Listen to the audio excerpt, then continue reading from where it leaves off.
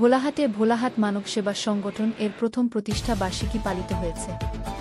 আপনারা দেখছেন সমাজের চিত্র টিভি সংবাদ। চাঁপাইনবাবগঞ্জ থেকে ফয়সাল আজম অপুর ভিডিও চিত্রে দেখুন বিস্তারিত।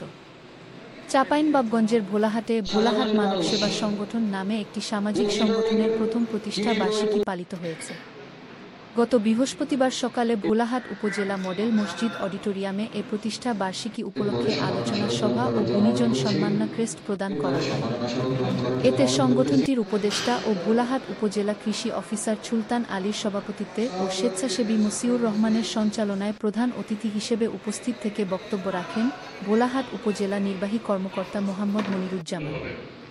বিশেষ অতিথি হিসেবে বক্তব্য রাখেন ভোলাহাটের গর্ব ২১ পদকপ্রাপ্ত সাদা মনের মানুষ মোহাম্মদ জিয়াউল হক জিয়া, বিশিষ্ট সাংবাদিক, সোনামসজিদ প্রেসক্লাব চাঁপাইনবাবগঞ্জ এর সভাপতি ফয়সাল আজম অপু, ভোলাহাট উপজেলা সমাজসেবা কর্মকর্তা মোহাম্মদ নাসিম উদ্দিন, উপজেলা যুব উন্নয়ন কর্মকর্তা রবিউল ইসলাম কবিরাজ, ভোলাহাট থানার ভারপ্রাপ্ত কর্মকর্তা শহীদুল ইসলামের প্রতিনিধি SI Bedar Uddin, Rajshahi Evercare হাসপাতালের প্রতিষ্ঠাতা পরিচালক মোহাম্মদ সুমন আজিম প্রমুখ। এ সময় বক্তারা বলেন, স্বপ্ন নিয়ে পথ চলা মানবিক সংগঠন ভোলাহাট মানব সেবা সংগঠন দীর্ঘ ১ বছর ধরে মানুষের কল্যাণে কাজ করে যাচ্ছে।